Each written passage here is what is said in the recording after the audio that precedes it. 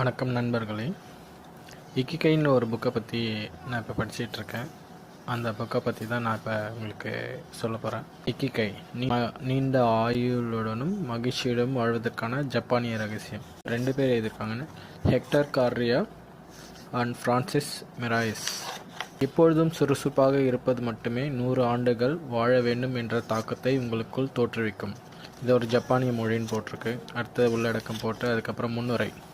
இக்கிகை ஒரு புதிரான வார்த்தை. இந்த 2 ஆத்தரும் பார்த்திங்கன்னா வெவ்வேறு இடத்துல இருக்காங்க. டோக்கியோவில் ஒரு வாட்டி ஃபஸ்ட்டு சந்திச்சிட்டாங்க. அடுத்து ஒருத்தர் டோக்கியோவில் இருக்காங்க, இன்னொருத்தர் பார்சிலோனா இருக்காருல சொல்கிறாங்க.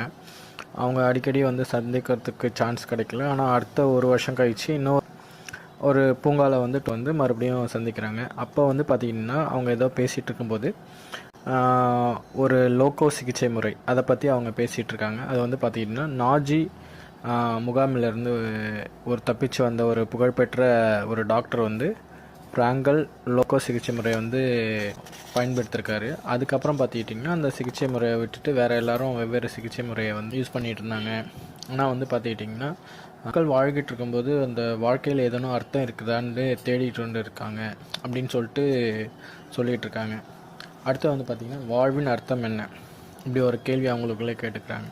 அப்படி இருக்கும்போது தான் இவங்களுக்கு இக்கிகைன்னு ஒரு புதிய வார்த்தை அவங்களுக்குள்ளே தோன்றுது. இந்த வாழ்க்கையோட உண்மையான அர்த்தம் என்ன பார்த்துக்கிட்டிங்க, எப்பொழுதும் சுறுசுறுப்பாக இருப்பது தரும் மகிழ்ச்சி. ஒக்கினாவா இந்த தீவில் பார்த்துக்கிட்டிங்கன்னா எல்லா மக்களும் பார்த்திங்கன்னா 100 இயர்ஸ்க்கு மேலே வாழ்ந்துக்கிட்டு இருக்காங்க.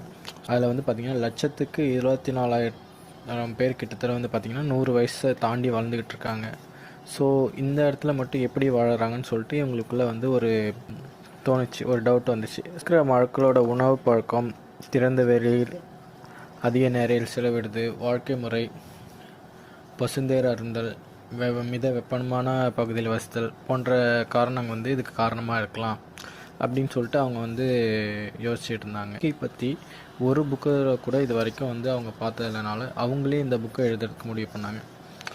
ஒக்கினாவில் இருக்கிறவங்க பார்த்துக்கிட்டிங்கன்னா அதிகமாக இந்த 100 இயர்ஸ்க்கு மேலே வாழ்கிறதுக்கு இக்கிகை தான் காரணமாக, தங்களுடைய இறுதி நாள் வரை சுறுசுறுப்பாக இருக்க இங்குள்ள மக்கள் அது எப்படி துயமுகட்டுகிறது, அப்புறம் நீண்ட நாள் மகிழ்ச்சியாக வாழ்க்கை ரசிக்கிறது, இந்த மாதிரி கேள்விகளுக்கெலாம் இங்கே தான் பதில் கிடைக்கும்னு சொல்லிட்டு அவங்க பார்த்துட்டு இருக்கும்போது தீவில் பார்த்துக்கிட்டிங்கன்னா வடக்கு முனையில் 3000 மெம்பர்ஸ் கொண்ட ஒரு ஒக்கிமின்ற ஒரு கிராமம் இருக்குது. அந்த கிராமத்துக்கு பார்த்துக்கிட்டிங்கன்னா நீண்ட ஆயுளுடைய கிராமம் அப்படின்னு ஒரு பேர் இருக்கா.